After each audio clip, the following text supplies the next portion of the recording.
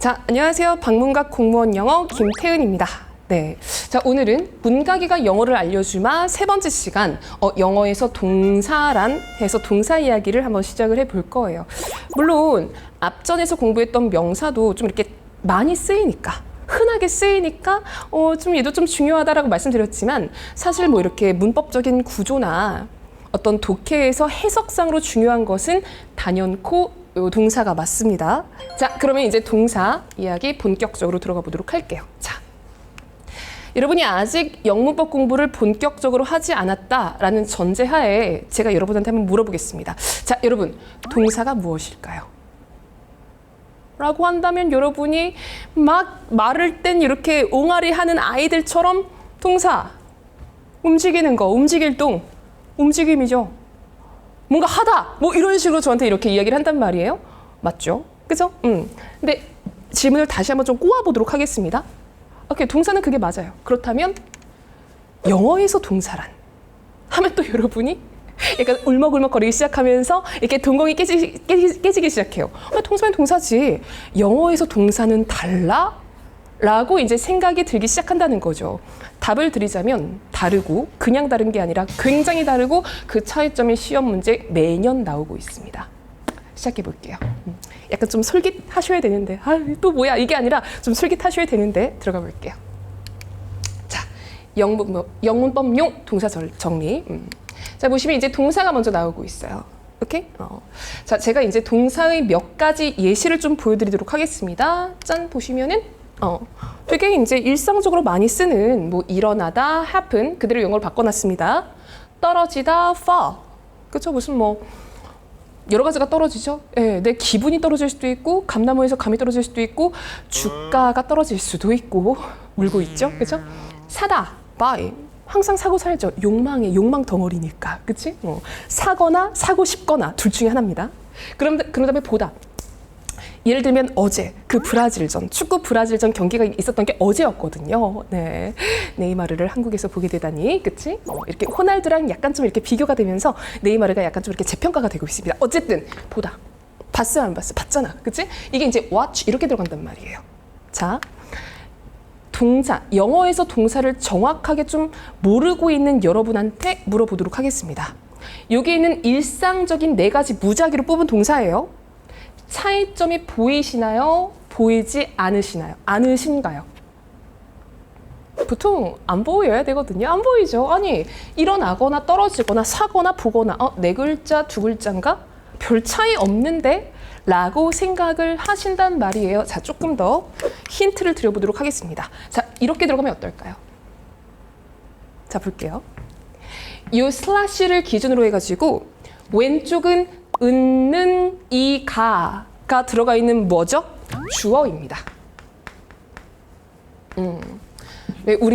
우리나라 말에서 어떤 대상에 은는 이가가 붙어 있으면은 요거는 주어로 본다라는 이야기는 익숙하게 들어보셨죠? 그죠? 반사님 주어는 없었습니다. 이런 얘기도 많이 하잖아요. 그죠? 자, 오른쪽 보시면 을을 이렇게 들어가 있어요. 이런 성분은 뭐라고 부르던가요? 목적어라고 부릅니다. 들어보셨을 것 같고, 앞으로 제가 다른 본 수업에서 설명해 드릴 기회가 따로 있을 겁니다. 목적어의 정확한 개념 설명해 드리고 싶은데 오늘은 좀 줄일게요. 그죠? 자, 어쨌든 각 동사마다 주어가 어울리는지 목적어가 어울리는지, 자, 시간 잠깐 드리겠습니다. 하나하나 한번 이렇게 마킹을 해보세요. 전쟁이 일어나는 건가요? 전쟁을 일어나는 건가요? 전쟁이죠. 한국 사람이라면 어렵지 않게 알 수 있죠. 그죠? 직관적으로, 본능적으로. 보겠습니다. 꽃이 떨어지는 거죠. 햄버거를 사는 거죠. 축구를 보는 거죠. 속이 터질 지언정. 그치? 자, 보시면은 이제는 약간 좀 차이점이 눈에 보이십니까?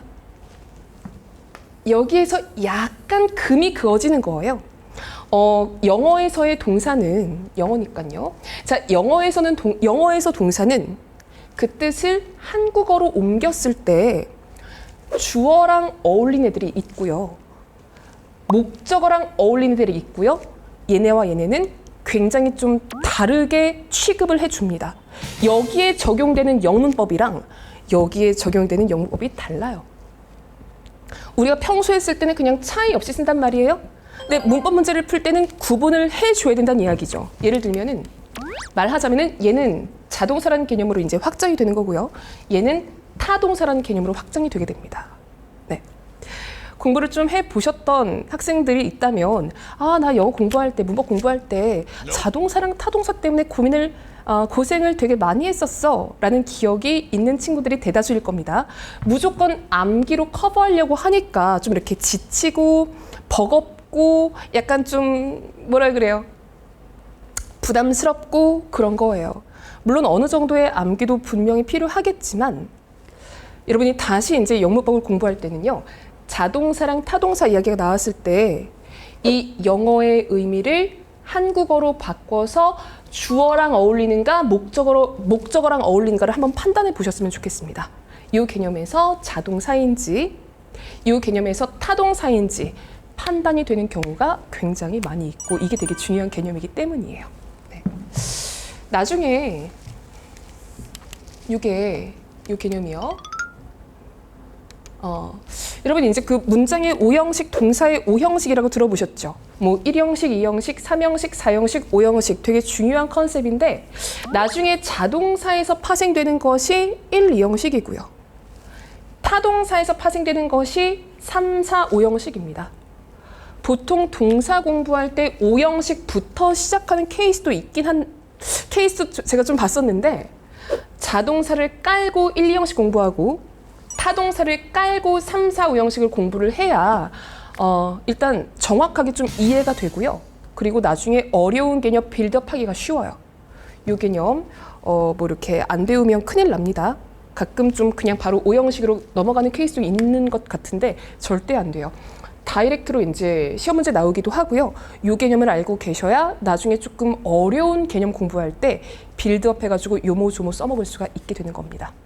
괜찮죠? 자, 오늘 짧은 수업의 마무리 다시 한번 썸업하면서 이제 마무리 짓도록 하겠습니다. 자, 동사. 우리 평소에 생각하는 이제 편안한 개념의 동사 말고요. 네, 영어 공부할 때 동사는 주어, 은는, 이가와 어울리는 자동사가 있을 거고요. 목적어, 을를, 한국어로 을를과 어울리는 타동사가 있을 겁니다.